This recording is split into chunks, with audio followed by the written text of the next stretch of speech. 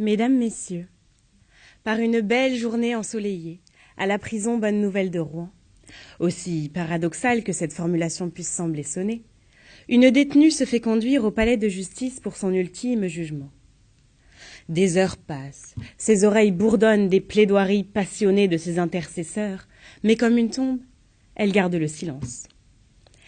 Son regard se focalise alors sur un individu, vêtu de noir, parmi les spectateurs.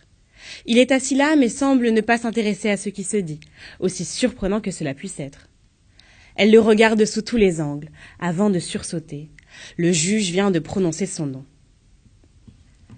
Le tribunal doit statuer sur le sort de Madame Humanité, condamnée, accusée d'être coupable de discrimination, catégorisation, essentialisation, xénophobie, antisémitisme, hiérarchisation, racisme.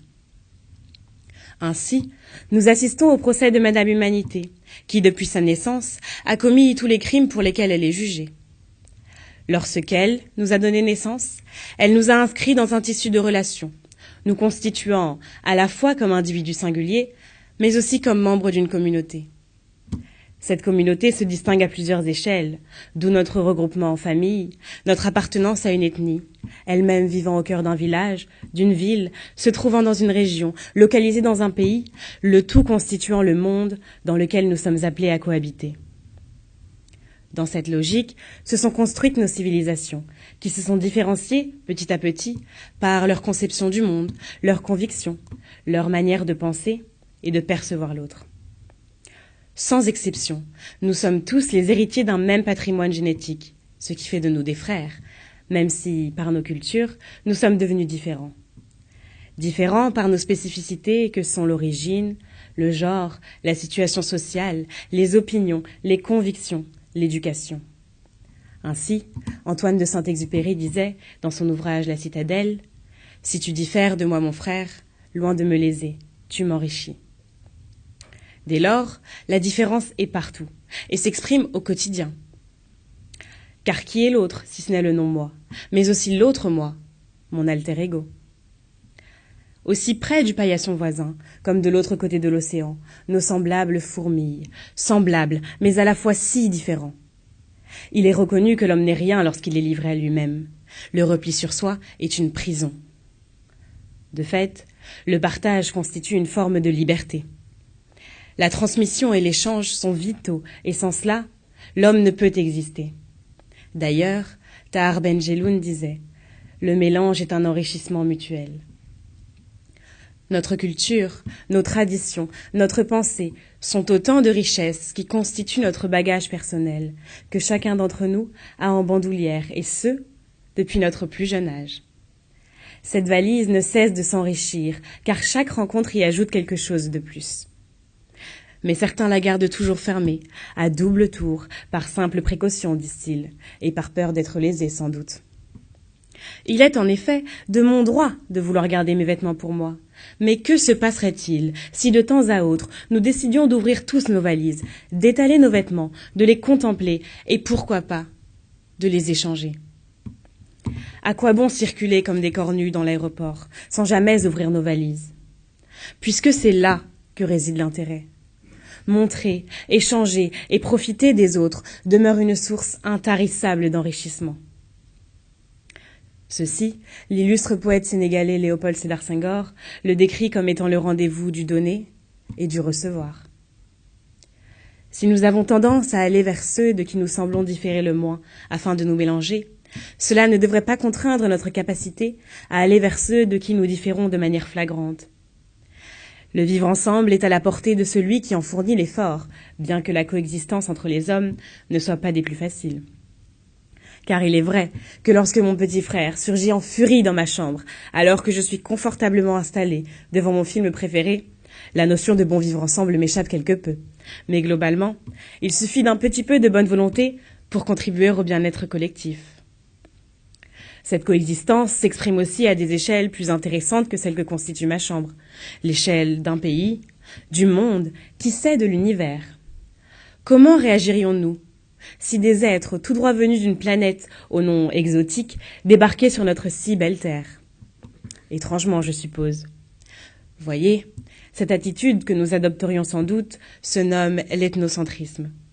Il consiste à valoriser les caractéristiques culturelles du groupe auquel on appartient, en les prenant pour référence absolue, avant d'évaluer celles des autres groupes, en les considérant inférieurement et de manière subjective.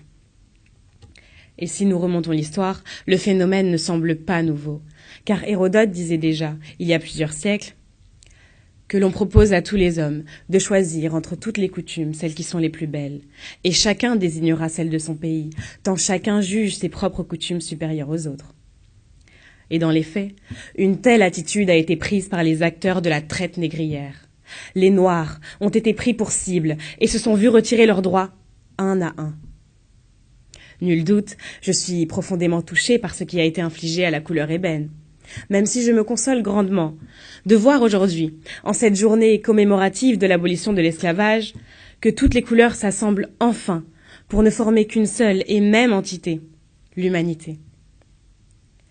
Entre égoïsme et altruisme, amour de soi et amour de l'autre, l'homme a tendance à se perdre, quitte à mettre sa vie en péril.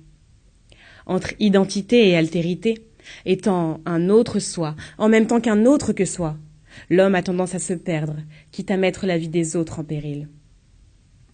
La Shoah en est la preuve, l'identité des Juifs ayant été niée pour la simple raison de leur altérité.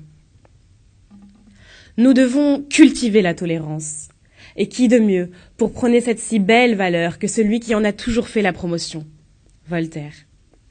Son traité sur la tolérance, initialement écrit comme réponse à l'affaire Calas, devient un véritable plaidoyer à portée universelle. Il paraît étonnant de constater malheureusement l'intemporalité de ces mots, qui se révèlent toujours avérés près de 200 ans plus tard. Il dit « Puissent tous les hommes se souvenir qu'ils sont frères », comme l'impose aussi la Déclaration des droits de l'homme et du citoyen, affirmant la liberté, l'égalité et surtout la fraternité entre les hommes. Frères de sang, car fils de Madame Humanité. Frères de pensée, car nos cerveaux, si identiquement différents, créent et recréent sans cesse. Frères d'armes, car nous bataillons ensemble contre les pires maux. Et enfin frères de cœur, car les nôtres ne cessent de battre à l'unisson. Mais revenons enfin au procès de notre chère mère Humanité, puisque je suis persuadée que, comme moi, en tant que filles et fils de cette dame aux 7 milliards d'enfants, vous vous sentez très concernés par sa triste accusation. Souvenez-vous de cet individu qui siégeait à l'audience. Figurez-vous qu'il nous représente tous autant que nous sommes, car jusqu'ici nous avons été les spectateurs de la déchéance de l'humanité, et nous assistons sans agir à celle-ci. Nous avons ce rôle de spectateur, ce rôle duquel nous devons nous détacher à jamais, au profit de celui de l'avocat. Celui qui fera l'éloge de la magnificence de l'humanité, le plaidoyer en faveur de sa beauté, de sa diversité. Aimé Césaire nous apprend ceci. Nous ne nous contentons pas de l'attitude stérile du spectateur, car la vie n'est pas un spectacle. Soyons tous, et sans exception, les avocats de l'humanité. Parlons, agissons, afin que l'humanité s'enrichisse de nos différences, sans reproduire les erreurs du passé.